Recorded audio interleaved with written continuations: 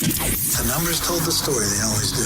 It's one of those idiots who believe in analytics. This is a numbers game with Gill Alexander on VSiN. Good Friday morning to you. It is a numbers game at VSiN, the sports betting network, VSiN.com, Game Plus, iHeartRadio, YouTube TV. We appreciate you taking us in however you're taking us in this morning. It's Gill Alexander. It's Kelley Bydlon live from Bar Canada at the D. Kelley Bydlon, ladies and gentlemen, producer number 9. So much more than a producer. What's happening? Not much, man. Not much. There's like a rogue walkie-talkie going on behind us right now. That's really distracting. we were just breaking down the essence of that name. Yeah. So that stuck. What do you call that device? Walkie-talkie. So great. One of my favorite stand-ups ever is the Brian Regan stand-up on the walkie-talkie. You can just watch the 2-minute YouTube right now. It's hilarious. So great. All right. This is such a great time of year as the run-up to the NFL draft is coming.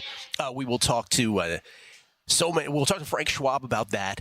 I have added a bet this morning. We'll get to that momentarily. We'll talk to Frank Schwab from Yahoo about the NFL draft. Jason Weingart will be here to talk all of his bets. Nick Whalen on the NBA playoffs, which after the 2 elimination games tonight begins in earnest tomorrow. Paul Carr in the Premier League. How about some UFL with Stormy Buonantony? Yeah. We're covering it all today. Stormy on the table? Is she calling on Skype? Yeah, on Skype. She's calling on Skype. Okay. We'll do all of that. We'll update the Guardians bet as well. We have to start with the NFL draft movement that happened this really overnight regarding the number 2 pick in the draft, and this involves my boyhood team, the Washington Commodores. Jaden Daniels, at one point yesterday, the Jaden Daniels, Drake May, who will be the second pick in the draft market, who will be the number 2 pick in the draft, was minus 115 on each side. Yeah. Got to that. Saw that here at Circa. I think I saw someone tweet out minus 110 each way over at DraftKings. Yeah. So, yeah, it got exciting last night. Well, I didn't think I was going to make any more bets in this NFL draft after my flurry earlier in the week, but guess what? I just bet Jaden Daniels minus 125 at Caesars this morning to go number 2. Why the steam? Let's start there. Some are speculating that it's because Daniel Jeremiah said something specifically that he's personally leaning towards the Commanders drafting North Carolina quarterback Drake May over Daniels, so maybe that was the movement. I think it's more perhaps what I was talking about earlier this week about Jaden Daniels' agent liking a couple tweets, one from Mike Florio from Pro Football Talk, the other from just someone chiming in on that one a little more harshly about how Adam Peters and the taco holders brought in 4 quarterbacks all at once, amongst a group of 20, by the way. But besides Bo Nix and Caleb Williams, they brought in the other 4 remaining quarterbacks that are speculated to perhaps go in the first round at the same time. And Florio didn't like that. And Jaden Daniels' agent liked the tweet about that, criticizing it. He also then, it was also reported then that Jaden Daniels met with the Vikings thereafter as well. So I think if you put all those 3 things in, including the Jeremiah comment, because people do pay attention, as we had Vegas Refund, Luke Swain on yesterday, he reported back about the Jeremiah news conference. People obviously pay attention to what Jeremiah has to say. He's like the E.F. Hutton of the NFL draft. And so put all that in the mix, and it moved dramatically because Jaden Daniels was over a $2 favorite to have gone number 2. And then all of a sudden, here we are near a pick'em, even though Daniels is just a tick of a favorite now. And Kelley, I feel like in all this discussion about this, because people are speculating, because what are people looking for? The mainstream media guys like Peter Schrager, like Adam Schefter, they're all using the language of my intel says, or the signs that I'm hearing around the league that I'm picking up on is that Washington is going with Jaden Daniels. So the mainstream guys are still using that kind of vague language. And I'm hearing folks this morning saying, they're not sure what's going to happen. I feel like in all the discussion on this, that one major point is being left out. And that is a human one more than a football one, which is that if you're Adam Peters, and I get it, you have no history with this franchise and you have a new owner and supposedly you have carte blanche to pick whoever you want at number 2. But a human characteristic is that as much as you want to do something that succeeds, you are equally, if not more, motivated by not doing something that will be a failure and the repercussions that come with that failure. Now, that's not to say that no matter who you pick at number 2, if it fails, you're not going to have repercussions. But I am here to sort of offer this as my take on it, which is I think in the end, Adam Peters is either tacitly or verbally, but I'm going to say it's going to be unspoken. I think it's going to be tacitly. He is going to make the calculus that if I pick Drake May and that fails, and or Jaden Daniels becomes this great player for another team, that the repercussions of that for him personally, starting out as the new GM of the Washington football team, is going to be that much worse than if he picks Drake May and that happens to fail over time. That if he picks Jaden Daniels and that happens to fail over time. Because I think if you pick Jaden Daniels and that fails, you can still fall back on, well, he won the Heisman, he's multidimensional, played for a bigger program. I think there's ways to talk yourself through that and overcome that more cleanly than you could if you took a little bit more of, dare I say, a reach, let's put that in relative terms, on a guy like Drake May. Not to mention that even though Adam Peters doesn't have history with this franchise, that he has to be well aware of the muscle memory of that fan base, which is, well, when we last had the number 2 pick and picked a quarterback, a gentleman by the name of Robert Griffin III was outstanding, was the rookie of the year, and until he got hurt was everything you could have possibly imagined him to be. And the flip side of that is the last North Carolina quarterback that they drafted just a couple years ago, well, let's just say Sam Howell wasn't exactly in the Hall of Fame. So I just want to – I put all that in the mix for me, and I think the motivation of that fear and that precipitous drop of credibility, if it goes wrong, if you pick May and it goes badly, I think that's as much of a motivating factor in all this than anything. I think Washington is going to take Jaden Daniels, and I bet it this morning at -125. I'd hate to think that if I just hired a new GM, that's their attitude, but it's got to be in the back of their head a little bit, right? We're all human. We're all human.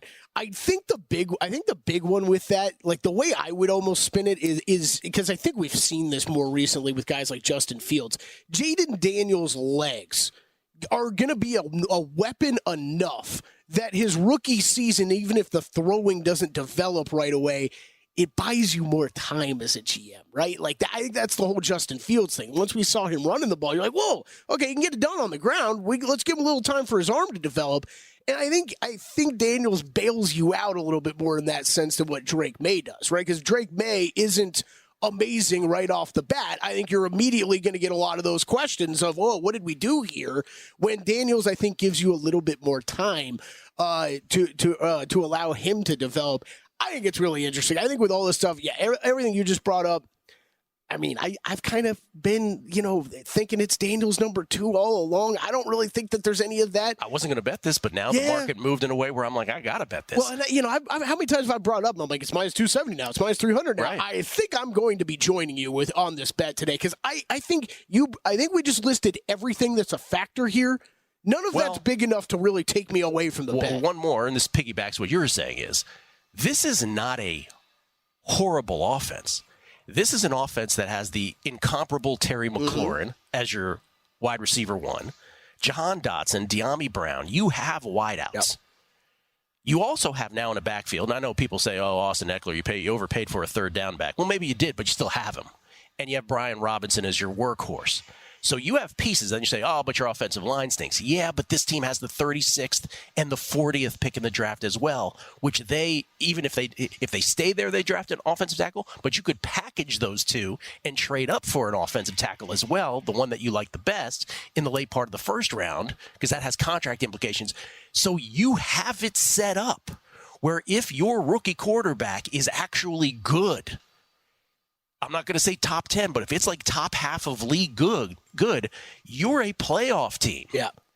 And then you have the prospect, what do we always say? You can only win a Super Bowl if you have a quarterback that overperforms on a rookie quarterback or is a Hall of Famer. Then in these subsequent years, because they're not a Super Bowl contender, they're a playoff contender, they're not a Super Bowl contender, but you could also then get your mind into, but in 2 or 3 years, if he's really good, maybe we are that.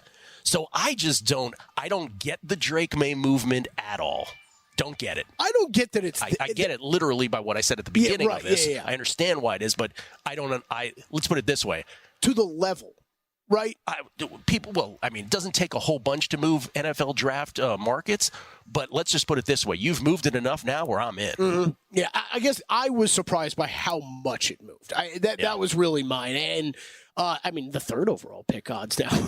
This is a crapshoot, right? I mean, we're sitting here less than 6 days away from the draft, and you're talking even money on Drake May, plus 115 on Daniels, and plus 275 on McCarthy, and I got no idea. Well, also with the Patriots, there's some speculation, and I don't know this to be the case, but it's speculation like all speculation is, that if Daniels is the guy they really want, and they're not as high on Drake May, right? Do they trade out of there because they have an early second-round pick? I think they're I want to say it's 34. They have 34. So they may very well be thinking to themselves, well, if we like Bo Nix kind of more than everybody else, maybe we can just get a quarterback at 34. So I don't know. You're right. It's a domino effect no matter what happens here. Yeah. I mean, we've been saying it all week, but I think 3, 4, 5, they are all major trade candidates. And that's why you're seeing some of the McCarthy odds like that, right? Because that's the expectation is that they're going to be able, Vikings going to be able to trade up somewhere in that range. Just when I thought I was out, Kelley. Yeah, I'm probably going to be joining you. I kind of want to see how the market reacts today during the full day with that market. Well, after that soliloquy just now, expected to spike. We'll start things with the Premier League and Paul Carr next. It's a numbers game at VSiN, the Sports Betting Network.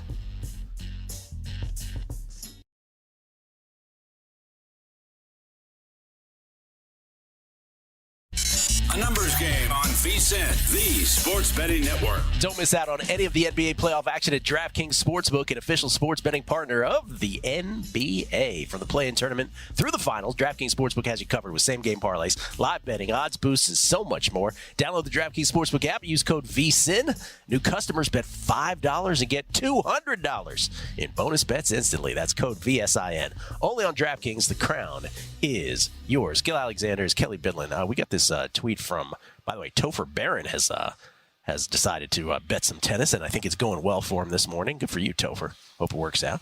Jason H11. When the Ginger Ninja puts the hand up, step back. He's talking about what I was talking about before we had this sign. Our big security was Kelley going with his hand. Halt. And he called you the Ginger Ninja. And can I just shout you out to people who are with us every morning and see you on camera, much like I see you in person. We don't notice it because we're with you every day because it's imperceptible. But you have lost how much weight? About 30 pounds since middle of December. Good for you, man. I'd like to say thanks, but I'd also like to shout out the pharmaceutical companies out there. Sure. I'm on the old Wegovy right now, and it's working quite well.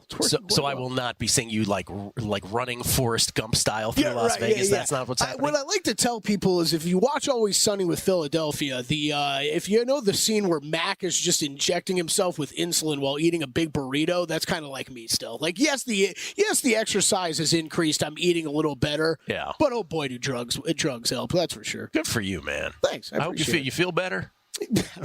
We were laughing about that. Do you feel better? I've never been one of those people. Like people lose the 5 pounds and they're like, I feel so much better. I've got so much more energy. I'm like, I don't feel exactly the same. Good for you, man. I drink like a pot of coffee. Keep on going, as they say. I always right? got energy, right? You have a goal weight? No. Yeah, a lot more. Okay, a lot more. This man has never had a weight problem, I'm guessing.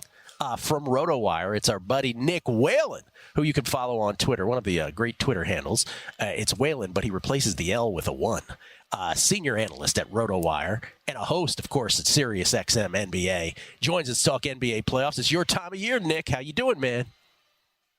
I'm doing well, guys. I'm doing well, man. This is one of the best sports weekends on the calendar. I always say that. And I think you have to be pretty in the weeds in the NBA to put this on your Mount Rushmore. Obviously, there are a lot of other candidates, but that opening weekend of the playoffs where you get 4 games back-to-back Saturday, same thing on Sunday.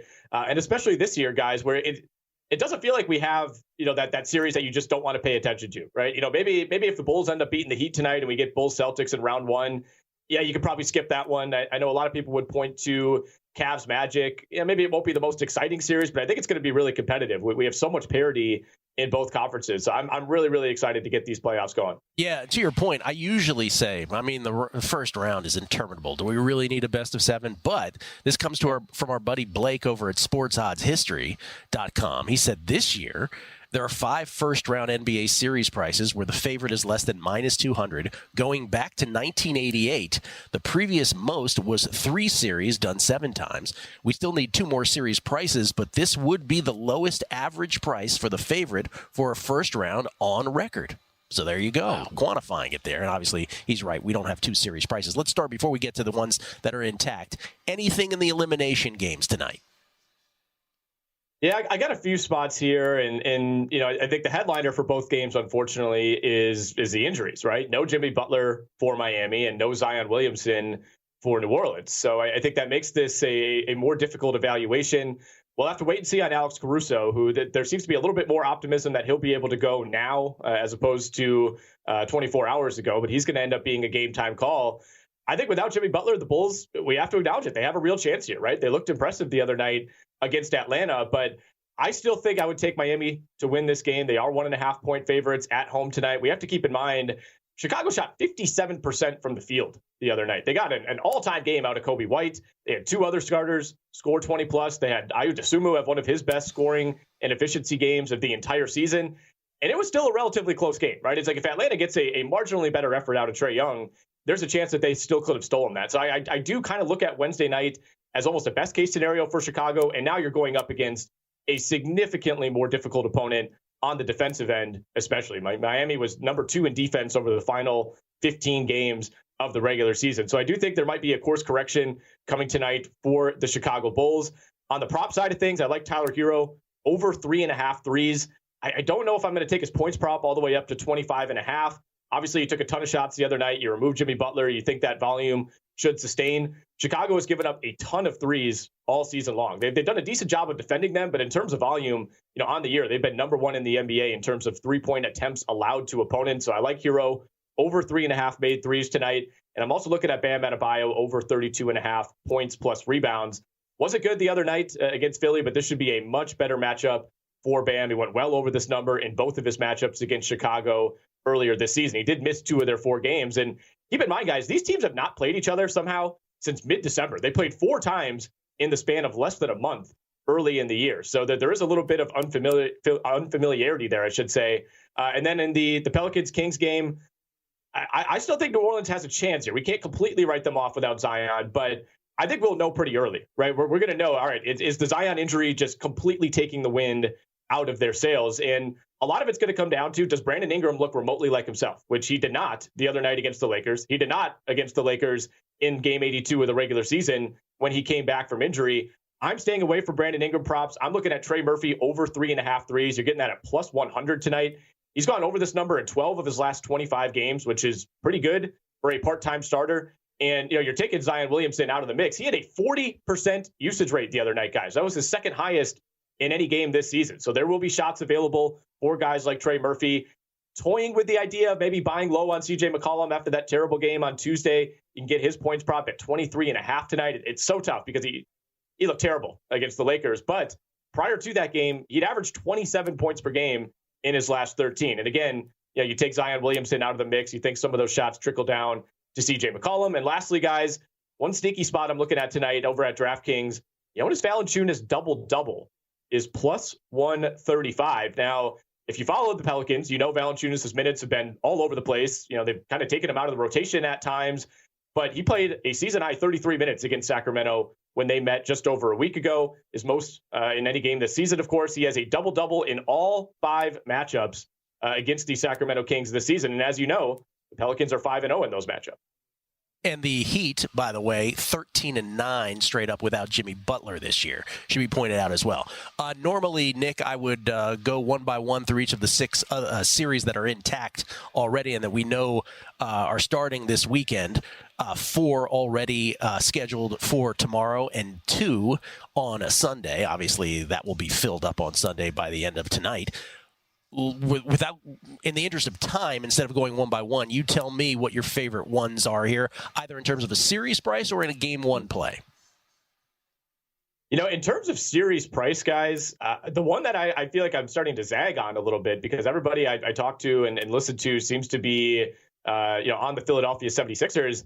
I'm back at the New York Knicks in round one to win this series. It's now minus 110 either way. And, I understand why Philly opened as a favorite, but do we really trust Joel Embiid? I'm not sure I do. I don't think Joel Embiid looked like himself the other night in that win over Miami. I thought he looked completely winded. He looked completely tired. That knee didn't look quite right in the second half. And even if you take that concern out of it, guys, at what point in Joel Embiid's career has he ever played remotely close to an MVP level in the postseason, right? I think it was 2 years ago. He averaged like 10 fewer points per game in the postseason compared to the regular season. I think the way that officiating has changed throughout the season, I don't think that benefits Joel Embiid. I think he's still going to get more calls than anybody, but he's not going to get the same type of calls he was when he was at his peak and healthy earlier this year. I know there's no Julius Randle for the New York Knicks.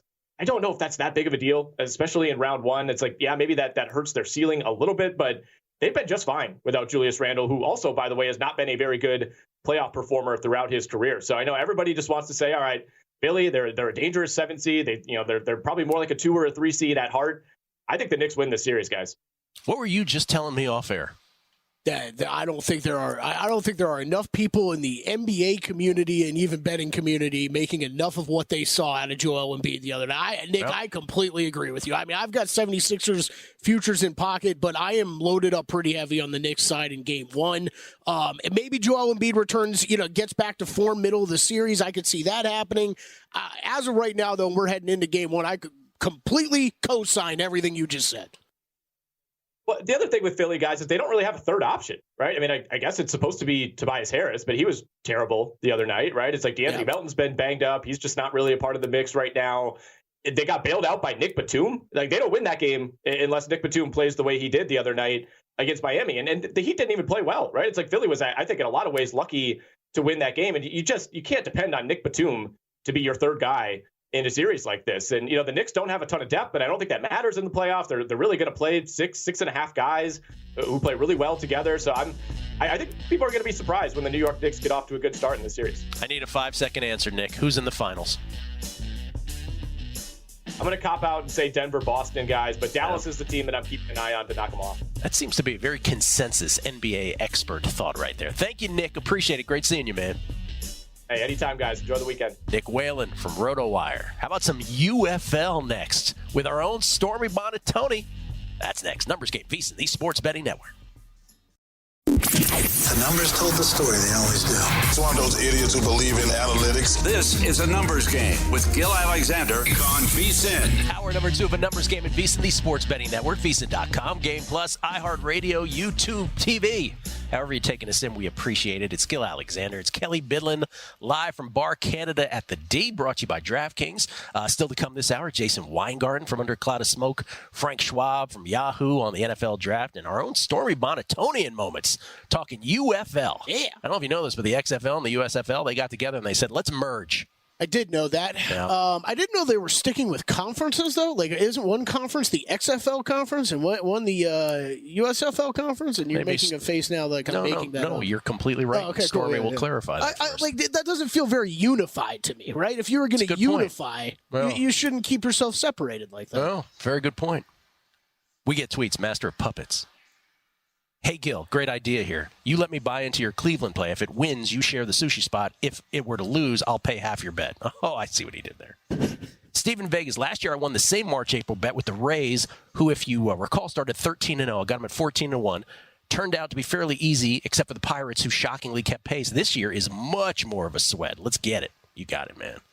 And then Chance Copperpot said, it's Friday morning, and I'm trying to decide what's better this weekend. Taylor Swift dropping a double album, or Kelley perfectly referencing Mac on Always Sunny in Philadelphia. I'm going with Kelley. Insulin and chimichangas, baby. Boom. Let's go. Kelley Bydlon down 28 LBs. And A. Brown, I envision the next, this is such a great numbers game knowledge right here. I envision the next Wegovy commercial starring an ecstatic Kelley Bydlon dancing down the strip, singing the praises of the little pill. Imagine the escalator backups filming would cause as he sachets across the pedestrian overpass. So many little nuggets in there. Then James and Miles can tell me I'm overacting the entire time. Ladies and gentlemen, she is the co-host of the Lombardi Line, along with the great Michael Lombardi, and, of course, sideline reporter for the UFL. The world is just keeping her down. The sky is the limit, and it will happen. It's our own Stormy Buonantony. How you doing, Stormy? Courtesy, by the way, of the Progressive Guest Line. How you doing? I appreciate you guys. This is so fun. Like, I'll just sit here and listen to you guys go back and forth. This is great. So can we get a sense of your schedule? Do you travel every Friday to do this? Yep, that's what I'm doing right now. Travel every Friday, or if my game is like a Sunday night, which I've had a couple of those so far, then I'll leave on Saturday. But pretty much, yeah, I do Monday through Friday on the Lombardi Line, and then I'll head out Friday afternoon, Friday evening for whatever city that I'm randomly sent to. So it's nice that I can actually get the full Monday through Friday versus college football season, where the games can be Saturday morning, let's say, and I have in-person meetings on Fridays. So then I have to come back from my Saturday game and work a 7 a.m. Sunday morning show. So this schedule is actually way easier than college football. Wow. It's just us talking here, Stormy. Nobody's listening. Do you get tired of the travel? I think that because I have scoliosis, my back gets tired of sitting in plane seats all the time. But no, the travel itself, not at all. I actually really enjoy it. And I love that at VSiN we have the little combination of I get to do the studio work and I get to have fun in a home base. And then I get to explore some new cities on the weekend. All right. So let's talk some UFL. First of all, Kelley's right? One division is USFL and one's XFL. Correct. Yes. Although I do think it's a little bit criminal that in the USFL conference, they still have the Houston Roughnecks instead of maintaining the USFL Houston Gamblers, considering that the UFL does prioritize that we include talking about gambling in our broadcast. And that's something that they like to use to sell the league. That just a real missed opportunity there in my brain. Yeah. Agreed. But now you get to go. Gotta watch out. Gotta get a roughneck. You know about that? What do you know about that? Nothing? Okay. But you're right. The Houston Gamblers, because they did keep Michigan Panthers and they did keep Birmingham Stallions, right? So why they decided to go different on that? That's interesting. And you to what extent have you, Stormy, personally sort of nudged them towards gambling? Honestly, I think a big reason why I was selected for the project is because they view it as something that's important and something that they want to grow and something they hope can help get more eyeballs on the product. Because obviously it's not the NFL, it's not college football, it's a different entity, it's a different thing. And they have to have their different things that they can include in the league to get more people interested and invested in it. And I love being a part of it. You guys know I geek out about it. Yeah. Talking about live betting opportunities throughout the broadcast is something I can honestly say I never imagined doing on a national football broadcast. But here we are, and I love every second of it. And it's been fun for me to kind of share that knowledge with a lot of the people on my crew specifically that aren't usually accustomed to that. Okay, so for the uninitiated, we're 3 games into a 10-game schedule. And before we get into your thoughts on the futures market and the games this weekend, what is a rule difference between this and the NFL that a person landing on it this weekend will be like, oh, that's kind of cool? Well, considering that the Eagles have submitted an application at the owners' meetings to have a 4th and 20 in the game instead of a converted onside kick, we have a 4th and 12.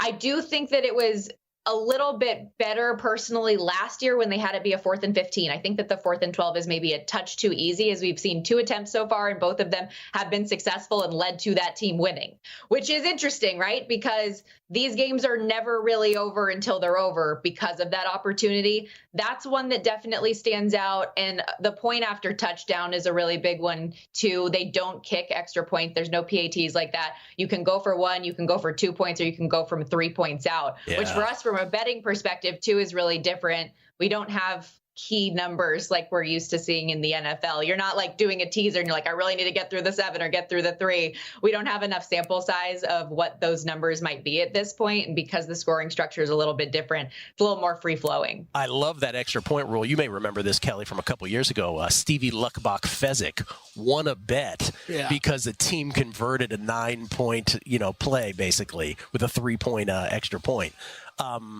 And, of course, we're like, the old 9-point comeback, of course, on the final possession. Okay, so let's go to Well, hold on, guys. I lost a bet last week because The team that I bet in Arlington was up 10 with 2 minutes to go. The DC Defenders score. They convert a 2-point conversion. They get the 4th and 12 and kick a walk-off field goal to win the game. And I lose Arlington money line by 1 because of that in 2 minutes. I'm losing my mind. Do you throw a tantrum on air, Stormy? Because this is what we would tune in for. Do you throw a tantrum on air when that happens? Fortunately, that was not my game, so I reined it in professionally for my own game. But at my hotel room the night before, yes, there were a lot of expletives being thrown. Okay, so the futures market, Birmingham, which is the only undefeated team through 3 games, they're 3-0. The Birmingham Stallions, they're plus 140. They're the short shot to win this. St. Louis Battlehawks are 2-1. They are plus 250. All the way down to the Roughnecks, who are 35-1. They are the long shot. Is there value here on any team? I think that there could be a number of places. I will say this is probably the last week that you're going to see a plus money price on Birmingham. They're the 2-time defending USFL champions. You mentioned 3-0, straight up ATS. All 3 of their games have been won by 7 or more points, 2 of them by 13 or more. They're just looking like a juggernaut. I joked the other day. I was like, I think they're Scotty Scheffler. Just price them at whatever because you can, because they're just going to keep winning. They're ridiculous and they've got it together. As far as like other teams on the board, I think that some of these odds are a little bit misleading. Like the Battlehawks are 2-1, but are they really that good? I don't know. AJ McCarron and that offense, when they're clicking, they're pretty solid, but defensively, there's really not a whole lot there. The Defenders were the best team in the XFL a year ago, and they have looked completely off. They should have lost that game to Arlington. They were outgained by like 160 yards. And I don't need to rehash what happened in the last 2 minutes, but like a lot of these teams that are at the top of the odds board, I don't have a ton of faith in really being a team that is the team to beat per se. So I have no problem looking a little bit farther down. And I know Arlington's 0-3, but 22-1, I wouldn't mind a little bit of a sprinkle on that because there's a lot of runway left here this season, honestly. A little sprinkle on the Arlington Renegade. Just a sprinkle. But I mean, Birmingham, like I said, plus 140. I don't know how long they're going to be a plus money price because they're just going to barrel through this league. Yeah, I was watching a bit of them last week. They have they're rolling with the old dual quarterback system, right, Stormy, of Adrian Martinez and Matt Corral on the team. I was like, hey, those are 2 names I recognize, and they're both pretty good. Yeah. So yeah, they look strong. Okay. Yeah. Adrian Martinez had like 400 total yards the other day, and then they're going to shake things up and I think start Matt Corral this week, at least based on the depth chart I saw come out. They're that good. They can just do that. So guys we recognize playing quarterback in the UFL. All right, so let's talk about a few of the games this weekend. We have 3 tomorrow, 1 on Sunday. St. Louis, the aforementioned Battlehawks, 6.5-point favorites against the Memphis Showboats, another carryover name from past football leagues. The Stallions, 9.5-point favorites over the Defenders at home. Michigan is a 1-point favorite at San Antonio, the Brahmas of San Antonio. And then Sunday, the Renegades and the Roughnecks. Oh, something's got to give at the bottom of the UFL. The Renegades are 2.5-point favorites. Any thoughts on any of these? I love the Renegades, as you can tell by everything that I've said throughout the course of this conversation. Those teams are both 0-3, but not created equal. So I have no problem laying the 2.5 with the Renegades there. I think the Roughnecks are the worst team in the league.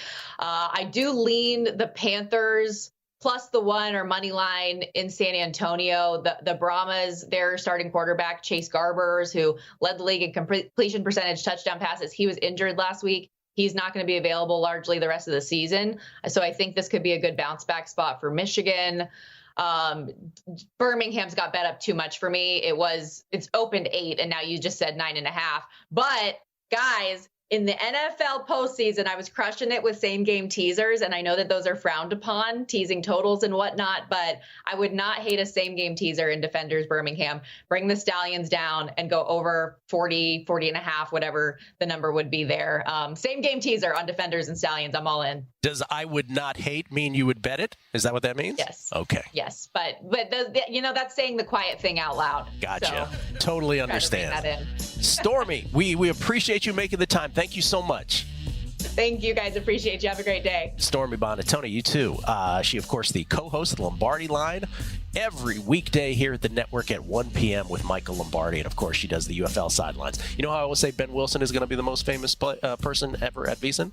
Stormy is already the most famous person at VSiN. Not if he keeps golfing with Nick all day. That's true. We'll come back. NFL Draft next.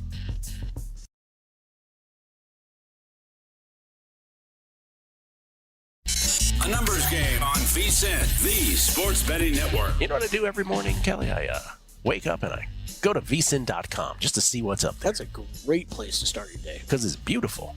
Adam Burke, who, of course, does everything on the website, he's talking NHL playoffs first round series previews and predictions. How about that? Skating tripod. That's right. It's his Twitter handle. You're right. That's tripods, plural, by the way.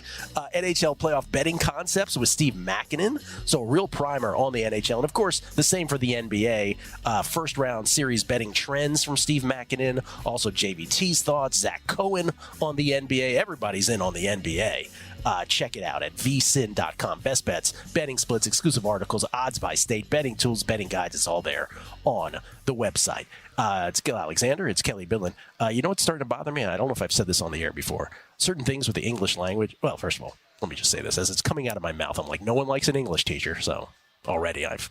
Well, no, please continue. Already because full regret. I tweeted one out yesterday. Oh, you did? I don't know the difference between...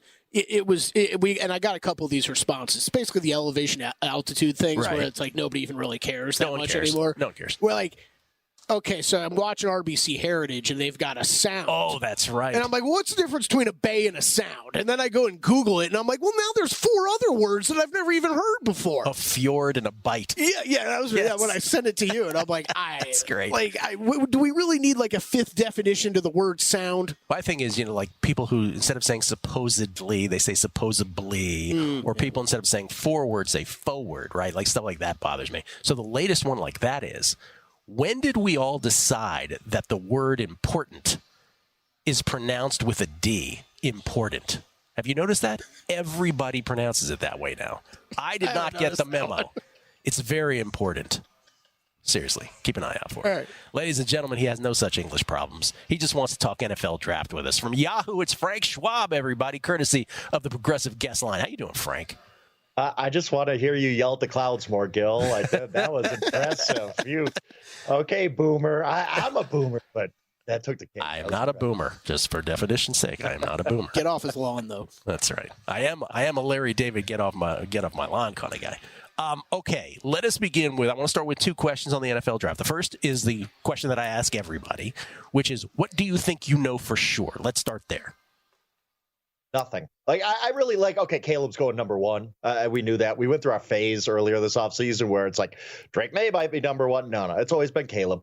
But after that, I don't even know what the Commanders do at number 2.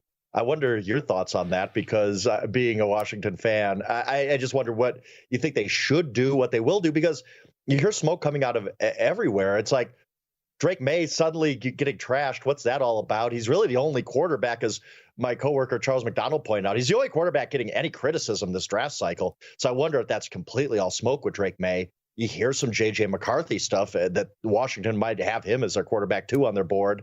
Obviously, Jaden Daniels, heck of a player. I don't know what Washington's going to do at number 2, so how can I be confident about anything else? I will say the one thing I am confident with, this will set, obviously, a record for offensive players in the first round. It's 19.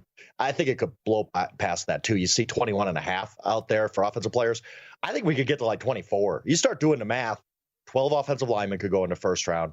I think 6 quarterbacks could go in the first round. We all know about the receivers, one of the tight ends. Like, I mean, you just start doing the math on the offensive side, and then you start doing the math on the defensive side. You say, I think 21.5 over that. It sounds pretty good to me as far as taking the offensive players. By the way, I started the show with a Jaden Daniels Washington Commodores talk, which is I didn't understand the betting movement. I mean, I understand the elements that created it, supposedly, right?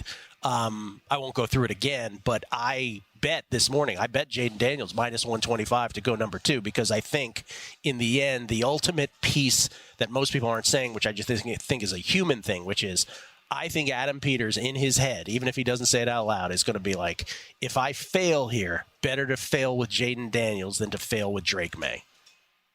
And I agree with that. It sounds weird to say, but it's a safe pick. He's the Heisman guy. Yep.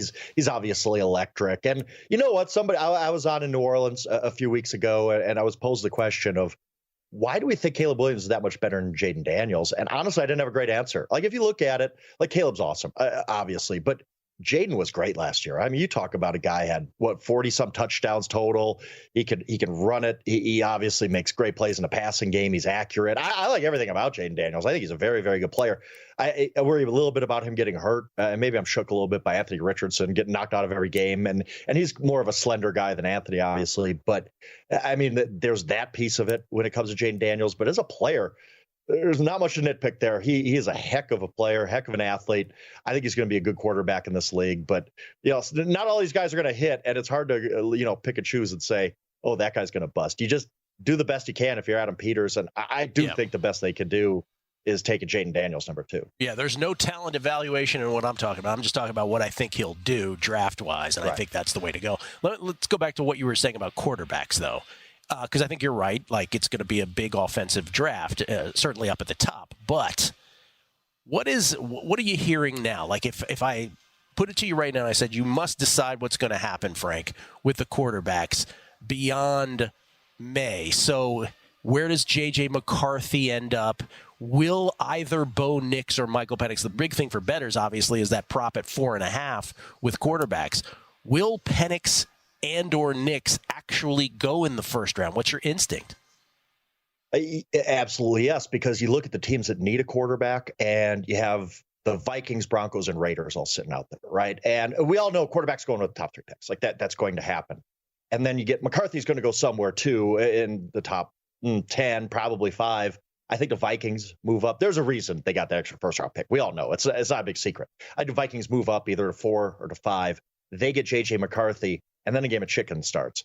Do the Broncos really like Bo Nix? Where does Michael Penix go? I was surprised to see the odds that Penix is now thought of ahead of Nix. I've always thought Nix would go ahead of Penix. I actually punched a ticket on that. I think Nix is just a better pro prospect. We'll see. We'll see if I'm wrong there. But I think 6 quarterbacks go in the first round just because of the needs, the desperation, and the 5th-year option too. We talk about this every year. There's such a value, especially with quarterback salaries, of having that 5th-year option.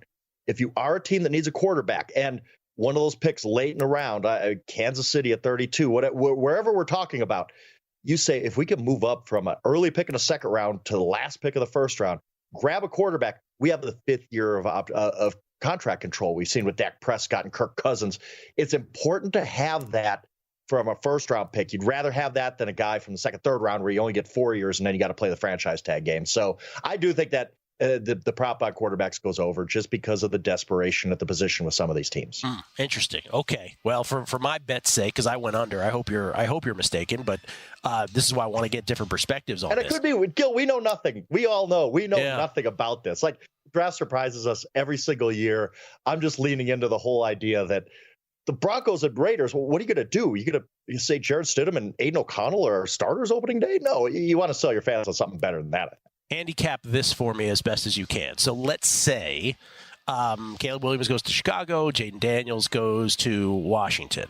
You have New England at 3, you have Arizona at 4, and you have Los Angeles Chargers at 5, all of which have been rumored at different times by different people to consider trades, right? The Patriots, maybe they don't like Drake, maybe they trade, and they do what you just said, which is get a quarterback early second round because they have one of the top picks in the second round, obviously, too. Obviously, Arizona, who, most mock drafts have them staring Marvin Harrison Jr. in the face, but maybe they're open for business. Some have said they are. Chargers, even though Jim Harbaugh out loud has said we want to start with a solid franchise offensive lineman that can be here for a decade plus. But many a mock has them trading out to a Minnesota or some other quarterback-hungry team. Which of those 3 is the most likely, in your opinion, to stand pat? Which is the most likely to make a trade? I think the Patriots are taking a quarterback. I don't see how you don't. You got to talk yourself. I don't want to say talk yourself into because that's bad, but Drake May's a good prospect in my mind. Even J.J. McCarthy brings some things to the table. I don't know how the Patriots trade out. I know they need a lot of guys. They're very talent poor right now, but you start with a quarterback. I think I'd be shocked if they move out of 3. It could happen, I suppose. I wouldn't do it. I take a quarterback at 3 because you don't want to be on that hamster wheel forever. Where it gets interesting to me is 4. I'm sorry, I don't trade the Marvin Harrison pick.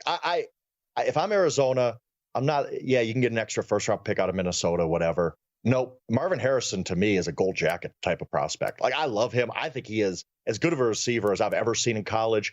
I draft him, and I just that's good. I feel great about my draft.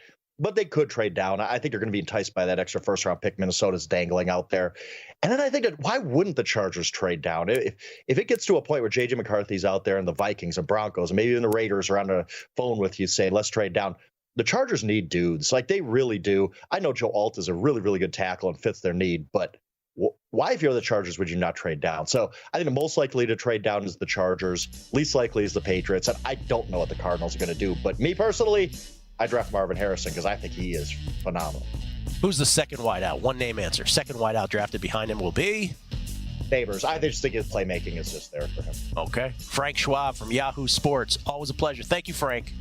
Appreciate it, guys. NFL Draft 6 days away. Next Thursday, first round. Cannot wait. Jason Weingart from Under a Cloud of Smoke on the other side. Numbers Game. VSiN, the Sports Betting Network.